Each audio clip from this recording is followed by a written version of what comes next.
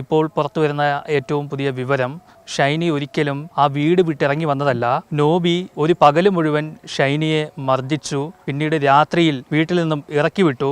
പിതാവ് കുര്യാക്കോസിനോട് കാര്യങ്ങളൊക്കെ ചോദിച്ചറിയാം. നോബിയെ ഇപ്പോൾ അറസ്റ്റ് ചെയ്തിരിക്കുകയാണ്. നമുക്ക് നീതി കിട്ടിയോ? ഇല്ല, കിട്ടിയില്ല. ഇതുവരെ കിട്ടിയില്ല. നോബിയെ അറസ്റ്റ് ചെയ്താൽ നീതി കിട്ടിയല്ലോ.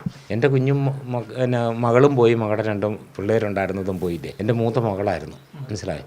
അപ്പോൾ അതെനിക്ക് നീതി കിട്ടിയതായിട്ട് ഞാൻ ഓർക്കുന്നില്ല. നീതിയായിട്ട് ഇപ്പം അവനെ പിടിച്ചാൽ മാത്രം നീതിയൊന്നും ആകിയില്ല. അവൻ ശിക്ഷിക്കപ്പെടണം. എൻ്റെ പരാതി കൊടുത്തിരുന്നില്ലേ? പിന്നെ എവിടേക്കാണ് പരാതി കൊടുത്തത്? ഫാമിലി കോർട്ടിലും തൊടുപുഴ സ്റ്റേഷനിലും. തൊടുപുഴ സ്റ്റേഷനിൽ എന്താ പറഞ്ഞത്? പബ്ലിക് പ്രോസിക്യൂട്ടറാണ്. ഞാനൊരു വക്കീലിനെ പോലും വെക്കണ്ടെന്നാണ്. സർക്കാർ വക്കീല അത് മതി. അവനവിടുന്ന് ഹൈക്കോടതിയിൽ നിന്ന് ജാമ്യമൊക്കെ എടുത്ത് അവൻ്റെ പുല്ലുപോലെ നടപ്പുണ്ട്. അന്ന് എന്ത് പരാതി നമ്മൾ കൊടുത്ത്? അവളെ അന്ന് അവിടെ കിടന്ന് അടിച്ച് കൊല്ലാൻ തുടങ്ങിയിട്ട് ഞങ്ങൾ പാതിരായ്ക്ക് 2:30 മണിക്കാണ് ചെന്ന് കൂട്ടിക്കൊണ്ട് വരുന്നത്. വഴിയിൽ നിന്ന് കൂട്ടിക്കൊണ്ട് വന്ന് ഇറക്കി വിട്ട പെണ്ണിനെ. അല്ലാതെ അവിടുന്ന് പോകുന്നതല്ല.